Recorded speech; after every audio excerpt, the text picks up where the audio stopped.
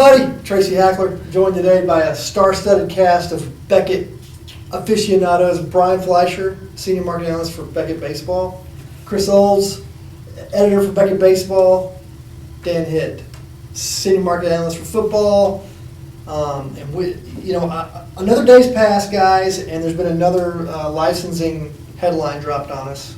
Last night, via Twitter, of all things, Upper Deck announced that they could not come to terms with NFL properties, which kind of was the latest brick in the whole licensing upheaval that has been the last 16 months or so. And I just wanted us to get together and kind of chat about what that means and what we're hearing. From my perspective, no one's saying anything. We think that Upper Deck has an NFL player's license, but haven't been able to confirm that with anyone. No one's saying anything about that, but what we do know is that licensing decisions have had a huge impact in baseball, Brian. Correct. You guys had tops. You just have tops. And that's it. And I was going to ask you, because that was a bombshell that was dropped when MLB said, hey, we're going exclusive with tops.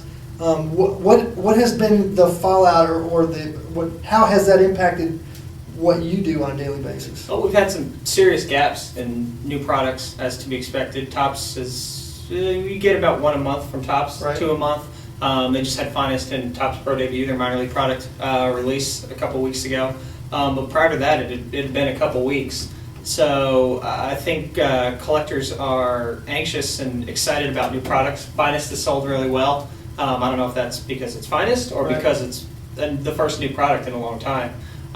So collectors seem to be hungry for new product, and right now they're only getting that from Tops, which is fine. But it just means there's a big bunch of gaps in between new products. So we are spending a lot more time on individual players and a lot more time looking back at older years. We're able to spend a little more time on that. So yeah, that's really how it's affected baseball. Well, in theory, that's one of the main benefits of going exclusive with one manufacturer or fewer manufacturers. You have more time for each product to breathe, and because I think one of the complaints for the longest time was, hey, there's too much stuff, you're choking the channel with product. Well, in order to rectify that, you got to, in many cases, you have to eliminate the number of manufacturers. Dan, we don't know anything about football yet, really. We know that Panini seemingly is the only company that we know of for a fact that is fully licensed for 2010. Is that your understanding of things? That's my understanding of it, yes. What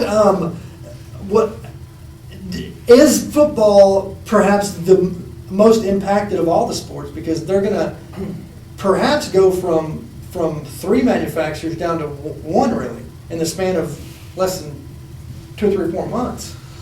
Yeah, that's right. That's right. And just a couple of years ago, we had as many as 60 or 70 football products in a year. Mm-hmm. And we're going to go down to, I haven't really thought to add it up, but if Panini is really the only fully licensed NFL company, and assuming that Upper Deck can do maybe some college sets, mm-hmm. but they're not going to do, a full 10 or 12 product run of college stuff. Right. I would say that we went from 60 or 70 football products just a couple of years ago to maybe 25. Something like that this year in 2010. If we even have 25, it may even be less than 25. Yeah. Knee-jerk reaction. That's a high end. Is that a good thing or a bad thing? It is good in the sense that we're going in the right direction. I think we need fewer products, but I think it's bad in the sense that competition's I always favor competition. If we're going to have 20, I don't know if 25 or 20 or 30 is the right number. It depends on what's in those products, obviously, and what the total card count is and that sort of thing. I think 25 sets is just a general number. Could be probably a really good number, mm-hmm. but I'd rather see like 3 competing card companies do 25 sets. Right. Total. Yeah, and that's just me talking as kind of a collector and looking out for the best, views, in my opinion, for the industry and the hobby.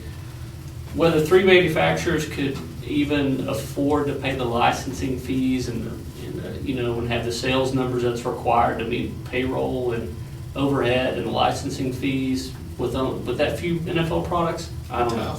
Probably tough. I think the licensing bodies have to Well, they're naturally, by reducing the number of licensees, they're gonna take a hit as far as their, fees and their. Financially. Yeah, financially. But they may have to, at some point, take a, even further hit, per company. Right. They've gotta lower their fees, I think. Right. And maybe they have, we don't know, we don't Exactly. have We don't inside know that. information on what the fees are, but certainly it's becoming almost financially impossible for a card manufacturer with some of these licenses and to get by with a single license or without having to pump out 12 or 15 products Right, for I one mean, sport. In the, the recent past, say 10 years ago, products like Upper Deck and Upper Deck Encore, essentially a parallel product, Right. they pump out at the end of the year as a way to get those royalties Right, monies right. up. So now you're going to have a longer shelf life on your products.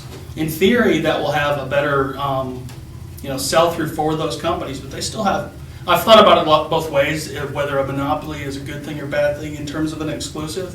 But I mean, you'll have things like habits that certain companies do, say foil board. Mhm. If you don't like foil board, you're not going to like a smaller offering that has a lot of that. But at the same time, I've heard a lot of collectors react to saying one company is a bad thing, but at the same time, part of me says that gives them all the incentive in the world not to screw it up. Mhm. It lets them do what works for them, but they also have to. They can't just take their foot off the gas. Right. They have to make sure that they do something that people want. Otherwise, the whole baseball cards are done. But that's the primary fear of many collectors, is that they'll do exactly that. If they don't have a company breathing down their backs for getting as good memorabilia as they have or as good autograph checklists as they have, there's no incentive to do that. Which a lot of people use that to explain why the '70s Topps cards were so kind of boring. That's the time. I understand, but it was because they could be also. I mean, Right. there was no one until Upper Deck really entered the market in '89 to really push the envelope. I mean, sure, the monopoly was broken long before that, but Upper Deck came Changed on. the definition. Right, raised the bar, so to speak, which brings us to a really good point is, where in the heck does this leave Upper Deck? I mean, in a short amount of time, they've gone from, they've got half a baseball or they've got a player's license in baseball. They've got no license in basketball. Hockey. They've got the hockey exclusive now, which will be joined in by Panini next year. And then in football, we think they might have a player's license. No, for sure, they don't have a properties license. And they have the CLC license. So the key, though, I think the CLC affects every sport potentially. I mean, we just did Right. basketball, so that basketball and football are for sure covered because those are the most popular college sports. Right. Obviously, a college baseball sets, I don't think it's really been done, period. Right. There have been inserts. Donruss Elite. had Right, there have been college inserts. Players, Elite Exhibition in '07 and '08 had a Right. lot of college and high school photos used. But Mostly in college. terms of like past players in college, I mean, Yeah. a lot of your elite names didn't even play college Correct. baseball. So that makes that a tougher sell than those other two sports. So I mean, when you think about it, they could put together a multi-sport CLC set or a football or a basketball line, but there's just no way that a handful of products with that niche and in terms of the collector interest in those niches can make up for losing everything It's across like the 3 or board. 4, 5 products a year. Right, instead exactly. of Yeah, you can't do 20 or 20. something. Right. And even if you did something like that with an exquisite high-end price tag, I don't think it would be as popular, even though it's still that gamble, that chase. I think doesn't it leave them in a similar situation that Donruss was in a couple of years ago?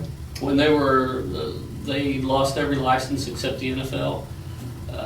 That was even probably a better position because they could, sell 12 to 14 or Right. so Fully NFL licensed, products. right, Yeah, fully licensed NFL products.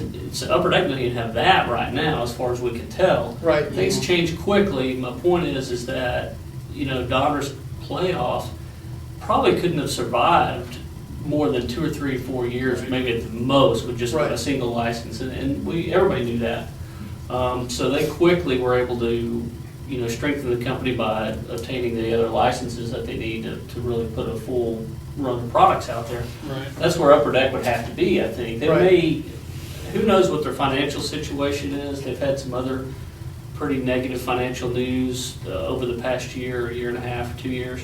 Konami- So they could be in Konami terrible financial shape, or they could be okay. Yeah. we don't know anything other than just speculating. Right.